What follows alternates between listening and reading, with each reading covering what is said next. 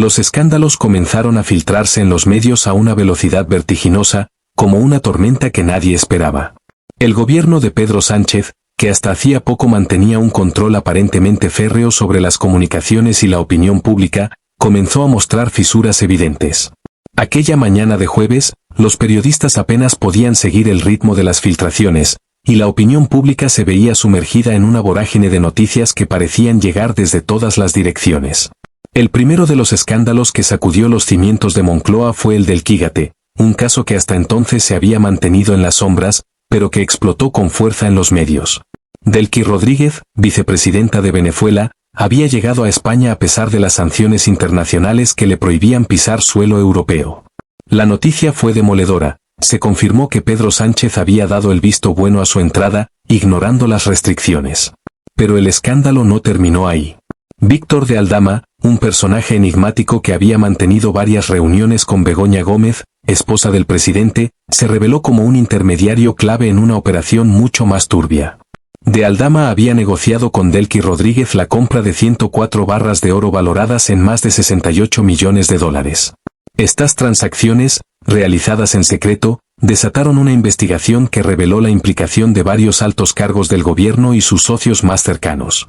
A medida que los detalles salían a la luz, la indignación pública crecía, y la presión sobre Sánchez se volvía insoportable. La implicación de Begoña Gómez en esta trama fue quizás uno de los golpes más duros para el presidente. La esposa de Sánchez no solo se había reunido en múltiples ocasiones con de Aldama, sino que también se había encontrado, en secreto, con Javier Hidalgo, hijo del dueño de Air Europa, en un contexto que levantaba aún más sospechas. Según fuentes cercanas a la investigación, la reunión tenía como fin negociar la venta de una parte significativa de las acciones de la aerolínea, en medio del proceso de rescate de la misma por parte del gobierno español. Todo apuntaba a un entramado de favores y contratos que beneficiaban a las élites cercanas al poder, a costa del erario público. Pero la trama se hacía más oscura con cada revelación. Las investigaciones sobre el caso Koldo sacaron a la luz una red de corrupción que implicaba a miembros de la Guardia Civil. La red, según se descubrió, pagó más de 8.000 euros a un comandante de la Guardia Civil para recibir teléfonos móviles protegidos. ¿El objetivo? Comprobar si el teléfono de Pedro Sánchez estaba pinchado. El presidente, que ya se encontraba en el ojo del huracán, ahora se veía envuelto en un caso de espionaje que no solo comprometía su seguridad, sino que también habría interrogantes sobre las conexiones entre altos cargos del gobierno y operaciones ilegales dentro de las fuerzas de seguridad del Estado. Sin embargo, este no era el único escándalo que asediaba a Sánchez. Víctor de Aldama, nuevamente, aparecía en escena, esta vez vinculado al alquiler de una lujosa residencia para Jessica, la supuesta novia de José Luis Ábalos, exministro de Transportes. Según los informes, Aldama, junto con el hermano de Koldo, había pagado 2.700 euros mensuales por el alquiler de la vivienda, un monto que, según los investigadores, provenía de fondos opacos. La situación llegó a su punto álgido cuando se filtró una información aún más impactante. Un socio de Aldama afirmó que se habían entregado bolsas con 90.000 euros en efectivo en la sede del Partido Socialista Obrero Español, PSOE, en la calle Ferraz. La implicación directa del partido en operaciones de corrupción de este calibre elevó la tensión a niveles insostenibles. La cúpula del PSOE se mantenía en silencio, mientras los medios no cesaban de especular sobre quiénes más podían estar involucrados. El 16 de julio de 2020, otro hito clave en esta trama, Sánchez, junto con su ministra de Economía, Nadia Calviño, y José Luis Ábalos, se reunieron para estudiar el rescate de Air Europa. Pero lo que parecía ser una reunión de emergencia para salvar a una aerolínea nacional se transformó en un escándalo de proporciones internacionales cuando se reveló que, ese mismo día, Begoña Gómez mantuvo un encuentro privado con Javier Hidalgo. La conexión entre las reuniones fue rápidamente captada por los medios, que comenzaron a investigar la posible existencia de un acuerdo secreto que beneficiaba a las élites cercanas al poder. Mientras tanto, otra bomba estallaba en Baleares. La presidenta de las islas, Francina Armengol, fue acusada de haber pasado el número de teléfono de su consejera de salud a Koldo. Este contacto fue el punto de partida para una serie de contratos que el Servicio de Salud de Baleares adjudicó por un valor de 1,1 millones de euros. Las conexiones entre los contratos y la trama de corrupción en el gobierno de Sánchez se volvieron innegables.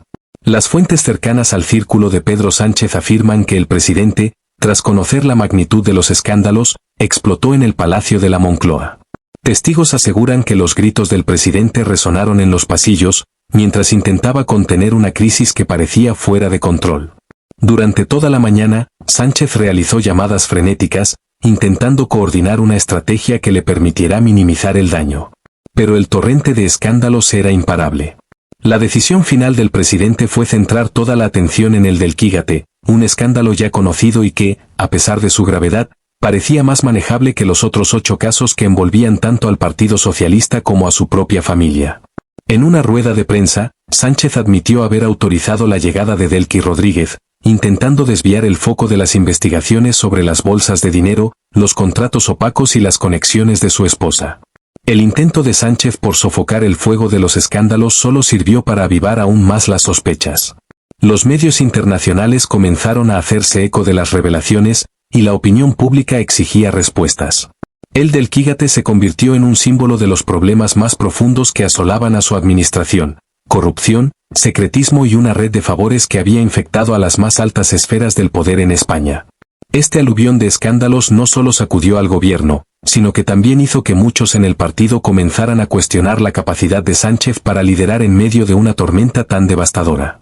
La oposición, por su parte, aprovechó cada oportunidad para capitalizar la crisis, exigiendo dimisiones y nuevas elecciones. Lo que empezó como una serie de filtraciones aisladas se transformó en una crisis política de proporciones épicas, una que amenazaba con derrocar a un gobierno que, hasta entonces, había logrado mantener una imagen de estabilidad en medio de la tormenta. Pero con cada nuevo detalle que salía a la luz, esa imagen se desmoronaba, dejando al descubierto un entramado de corrupción y favores que difícilmente podría ser ignorado por más tiempo. En resumen, el gobierno de Sánchez se enfrentaba a su prueba más dura, una que no solo comprometía su futuro político, sino que también amenazaba con cambiar el curso de la historia política reciente en España. En conclusión, lo que hemos visto hoy no es solo una serie de escándalos aislados, sino una verdadera red de corrupción que se ha ido tejiendo alrededor del gobierno de Pedro Sánchez. Desde la entrada ilegal de Delcy Rodríguez, la compra de barras de oro, los contratos opacos, hasta el espionaje y las bolsas de dinero que llegaron directamente a la sede del PSOE, todos estos hechos ponen en entredicho la integridad del gobierno y sus alianzas más cercanas. Cada detalle que ha salido a la luz es una pieza más de este rompecabezas de corrupción que no puede seguir ignorándose. La confianza en las instituciones está en juego, y mientras más información sale a la luz, más preguntas surgen. ¿Cómo puede mantenerse en pie un gobierno con tantas sombras sobre él? ¿Cómo podemos, como ciudadanos, seguir confiando en aquellos que nos gobiernan? Ahora más que nunca, es importante que permanezcamos informados y exigamos transparencia. Si estos escándalos no son aclarados y aquellos responsables no rinden cuentas, estamos permitiendo que la corrupción siga enraizándose en nuestras instituciones. Te invito a que sigas explorando estos temas conmigo, porque solo juntos podemos entender el verdadero alcance de lo que está sucediendo. Si te ha interesado este vídeo y quieres estar al tanto de lo que ocurre detrás del discurso oficial, suscríbete a mi canal @detrás del discurso, activa la campanita para no perderte ningún contenido nuevo, y deja tus comentarios con tus opiniones. Nos vemos en el próximo vídeo, donde continuaremos desentrañando las verdades que otros prefieren ocultar.